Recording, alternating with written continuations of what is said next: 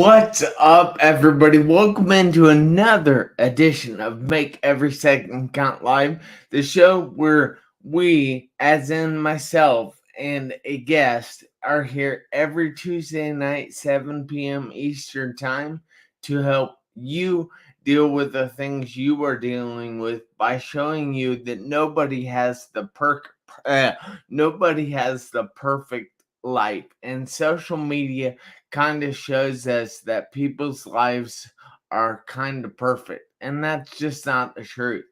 So I ask you if you would please share this video out, invite people to watch this video, and don't forget to give us all kinds of thumbs up, uh, laughy faces, cry faces. It doesn't matter. Just help us trick the algorithm on Facebook, YouTube, and LinkedIn by doing that for me. And guys, with no further ado, I would like to bring up Paul. Hey, Paul, how are you? Hey, Jeff. I'm doing well. How about yourself? Oh, I'm doing phenomenal. Thank you so much for joining me tonight. And I hope everybody learns a little bit about how to rewrite their own story, because we know that a lot of people want to rewrite their own story. So, if you would like to go ahead and introduce yourself a little bit, I'm going to be inviting some people on my phone. And if you're watching, guys, please tell us where you're watching from. I'd be happy to give you a shout out. Thanks. Yeah. So thank you, Jeff. Thank you for the time tonight. I truly appreciate it. I'm a motivational coach, and I help people rewrite their stories and take back control of their lives. Take back their life pen and write the story they want for themselves, not for anybody else. Because all through my life, people have wanted to take the pen from me and write the story how they thought my life should go. And all through my life, I said, no, I'm taking back the pen and I'm going to write the story on how I want my life to go, because we have one life to live. So we should live it the way we want to live it. So that's me in a nutshell there, Jeff. That is awesome, Paul. So, why is it? Well, I understand that you decided you wanted to take back your own pen, but why is it that you decided to become a motivational coach or a mindset coach, as your webpage says? Well, I've always been interested in that underdog story, because I feel like I am an underdog, and I resonate with those stories. So all through my life, with talking with various people, and people telling me like they want to become an actor, or when you want to become president of the United States or whatever. And a lot of people, when they say topics like that, say they want to become a president of the United States, or they want to be an actor, or they want to be a professional athlete. Most people are going to say, give me a break. The odds of you doing that are slim to none. You can win the lottery, you'd be struck by lightning before that would happen. And when you tell me that, I'm like, go for it. Who cares about the odds? Go do it. Live the life you want to live. So that always fires me up when people have ambitious goals. So that's kind of where it all started, and that started when I was way young on that. That's really cool. Thank you so much for telling us a little bit about that, because that was very interesting to me. So at this time, I would like to say hi to a few people. We got Adam in the house, who is saying, hi Jeff, hi Paul, and he's from the United Kingdom. And then he also says, don't let people kick you down. Life, it's all about energy. So, yeah, that I agree, Adam. pretty awesome. Thank you so much for watching with us, Adam. And I hope Ben Bruce is on here too. I know he wanted to watch the show. Well, he does all the time. He is from Nigeria, Africa. It's really cool. And then we got my dad on here watching, and we have Maria on here watching, and we have Marie is on here, and I'm not going to attempt that name. But thank you guys so much for watching. Please hit that like button, hit that share button, and don't forget to follow and subscribe to me. So, all right, Paul. So, all right. I know from my own background, when I was in a car accident, I spent 2.5 months in a coma, 3.5 in the hospital. I wasn't supposed to be walking, but guess what? Here I am. I am walking and I am talking. I'm actually a motivational speaker all over the world now. And I am very, very, very thankful for each and every day. So I have to say, is there anything in your life that you've had to face like my car accident? Yeah, absolutely.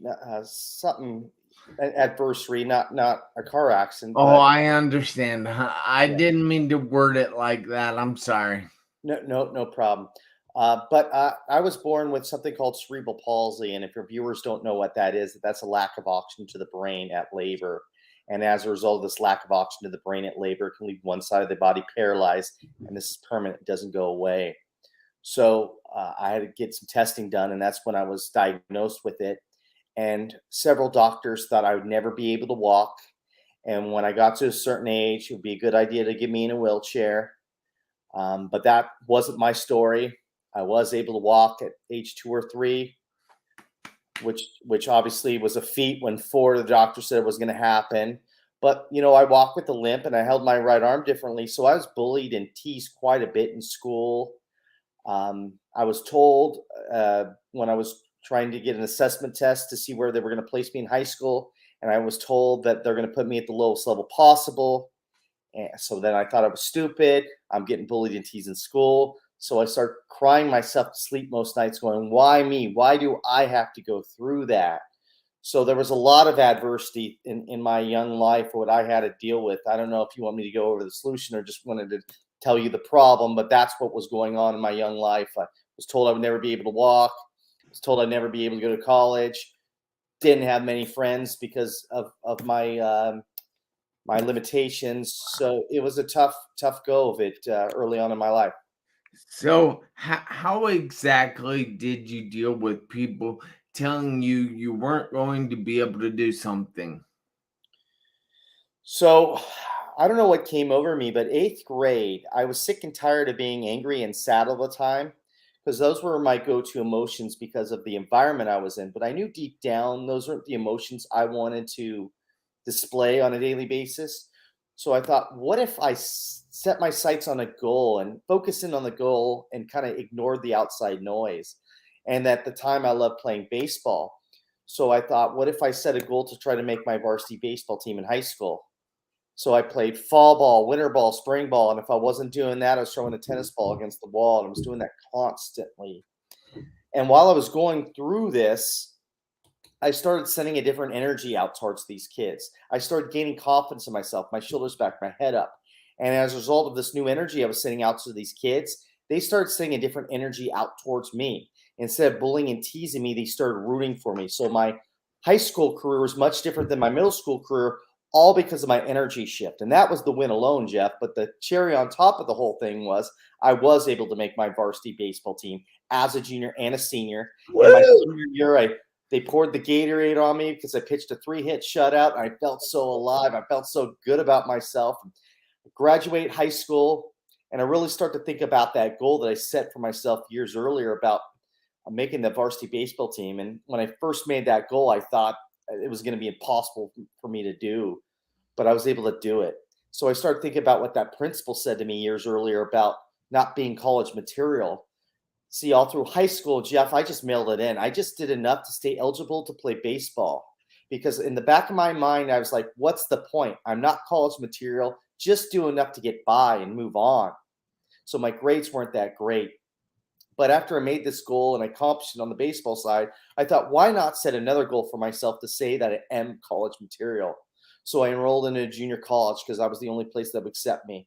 I got myself a math tutor. I got myself a tutor for other subjects. I went to the math lab. I did everything necessary to increase my grade point average.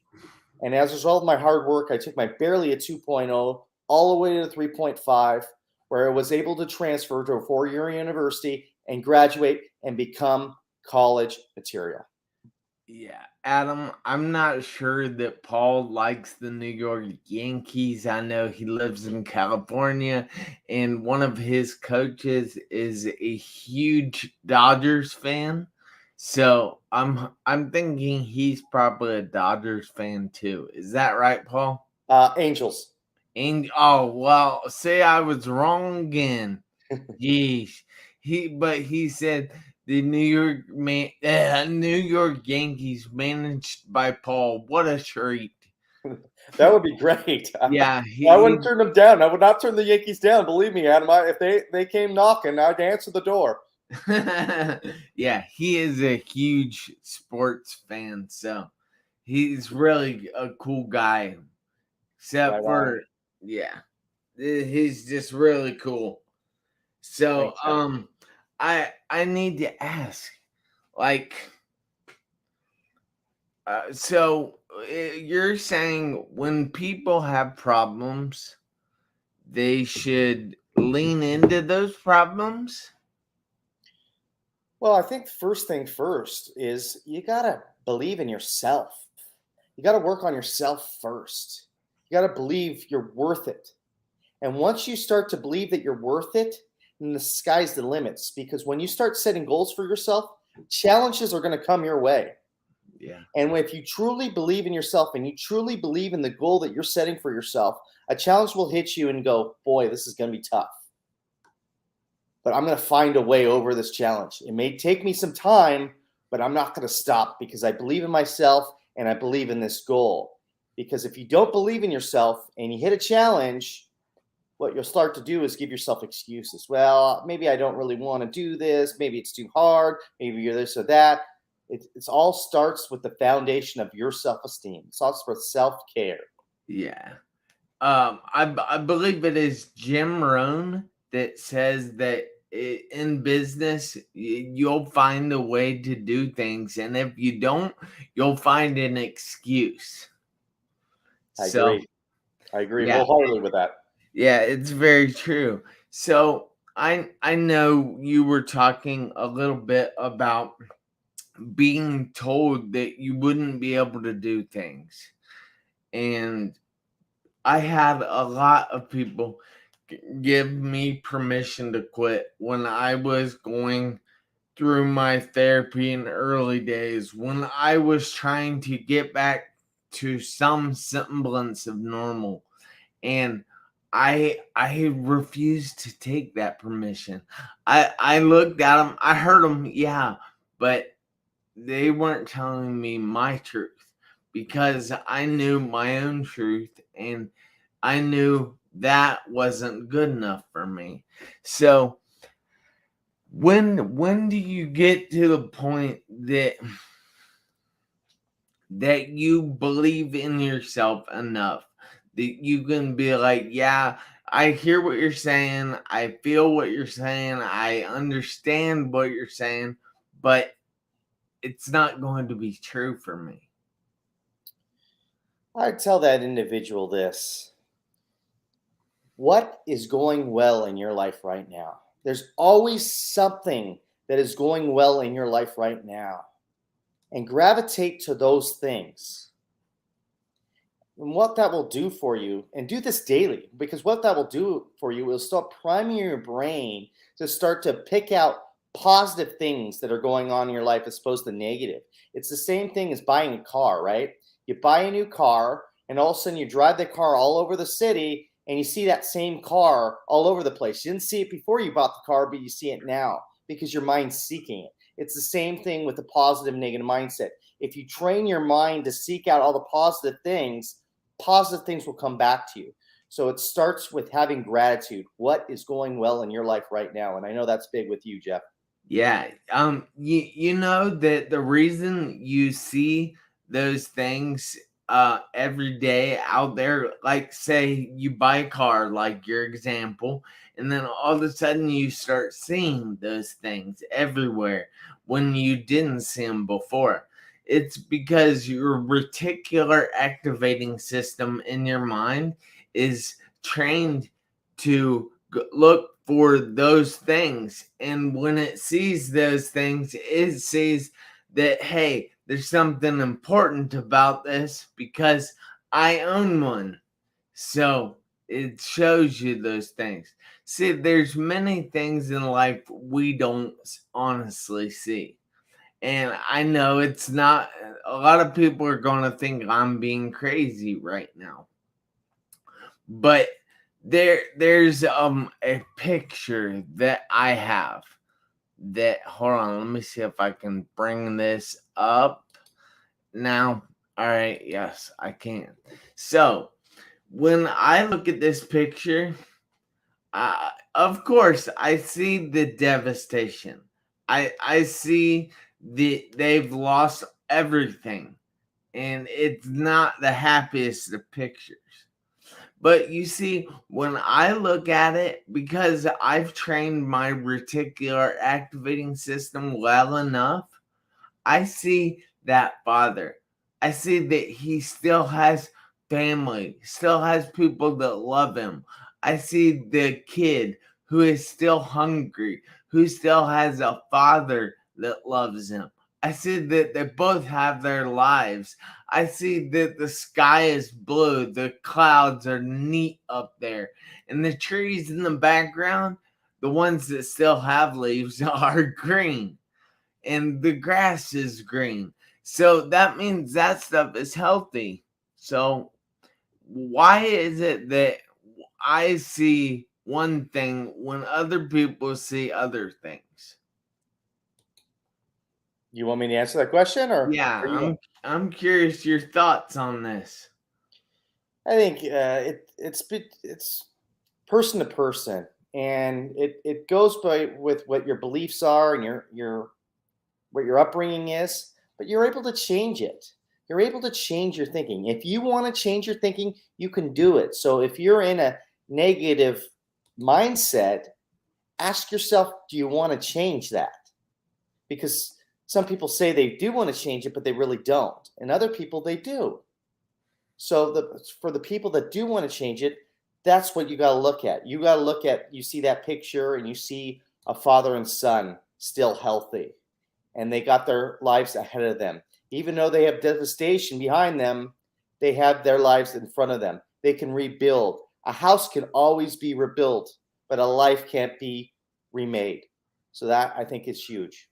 That's exactly right. And I thank you so much for pointing that out and describing what I saw in that picture, because that is very rewarding for me to see those things when other people see the other things. Now, Terrence says here that some people see the rain and others see the rainbow. And he also says, where your focus goes, your energy flows. So that is awesome advice. I hope you guys out there are writing some of this stuff down, because it can really help you out in life. I promise you that. So I have to ask Paul, do you have any suggestions for other people that are going through anything in their life? Yeah, give yourself some grace. I think a lot of times we don't have patience for ourselves. We feel like we go through a tragedy and we don't want to be sad anymore. We don't want to be angry anymore. And we get upset with ourselves because we're still angry or sad. Sometimes we got to give ourselves grace and allow our emotions to flow. And there'll be a time, though, there'll be a time where you'll be sick of being sad all the time, or you're sick of being angry all the time. And that's when you bring back that gratitude piece. What in my life is going well in my life right now? But you also got to give yourself grace. Put your oxygen mask on first before you start to help anybody else. Yeah. That includes the kids too. Now, to me, honestly, that goes against like what I believe, because you got to help the smaller, the weaker people, but you have to take care of yourself first, because if you don't take care of yourself, and in this case by giving yourself grace, then how in the world are you ever going to help anybody else? That's right. I agree wholeheartedly with that. So, is there any other suggestions that you have besides grace? Yeah, I mean, it's all about building that foundation on who you are, who you want to be as a person, and finding your purpose. And if you don't know your purpose, that's okay. Your purpose could be finding your purpose, and kind of like what Jason said, write things down. Write down things that you like to do, and write for a month straight. And don't judge yourself. Keep writing, and then maybe a month or two later, circle back things that really light you up that you wrote down, and maybe try that. Maybe that could be your purpose, because we all need to have a purpose. We all need a reason to wake up in the morning and start life, and it can't just be paying the bills. We got to have a true purpose, whatever that is for you. It's different for each person, and that's what the secret of life is all about, is living your purpose. That's awesome. Now it seems like you obviously know what your purpose is, but how exactly can other people find their purpose? Just what I said. I think that first off, give yourself patience. And if you don't know if you don't know what your purpose is, don't be frustrated. Oh, my life is over. I don't know my purpose. Don't worry. Breathe. Start a list and be patient with yourself, and write down things you like to do. Don't judge yourself. Just write it down. Put it in your phone. Whatever. Just keep doing that. Any thought, any joy comes in your head, put it down. Do it for a month or two. Don't even look at it. And a month or two later, go back through that list and put a check mark on the things that really light you up, and try it out and see if this could be your new purpose. If not, you got a full list to look at to see if that could be your purpose. Yeah, that's great. Now, Paul, is there any way that people can get a hold of you or get in touch with you if they want to bounce some ideas off you or get some input from you, or do you coach on the side or anything like that? I definitely do coach. I do coaching, and then I also do speak engagements like you, Jeff. And the way to get in touch with me is through my website, a call to action.coach. And I have a Facebook group called Rewrite Your Story, which Jeff's a member of. And we allow people to come in all over the world and allow them to share their stories with no judgment, only support. And we have meetup groups once a month where we allow everybody in a virtual life setting to say what's on their mind. And we're just there as a group just to lift each other up. And then we have various speakers, and we talk about different things. Like last month, we talked about feng shui. This week, we're talking about engagement. So we got a lot going on. Wow, that's pretty cool that you tackle things like feng shui and engagement. That's fun to say, feng shui. Feng shui. Yeah. All right. Well, I thank you so much for taking the time out of your busy evening to be here with my guests or my viewers and myself. I'm like your guest here because I'm learning so much from you, and I absolutely love that. So, let me point out one other comment here that I didn't read it all, but Paul is the most humble person I've seen with motivational skills. This is amazing and inspirational. I feel you, bro. Well, thank you, Adam. That's really nice of you to say. That's really cool. Thank you. Yeah. And then he says, "What an awesome pair of legends. I must get an autograph." But hey, I charge for my autograph. Well, when I become the Yankees manager, I'll sign a baseball for you. All right. Well, that's awesome. So, guys, I need you to do me a favor, including you, Paul. Okay. And that is, I need you guys to make every second count.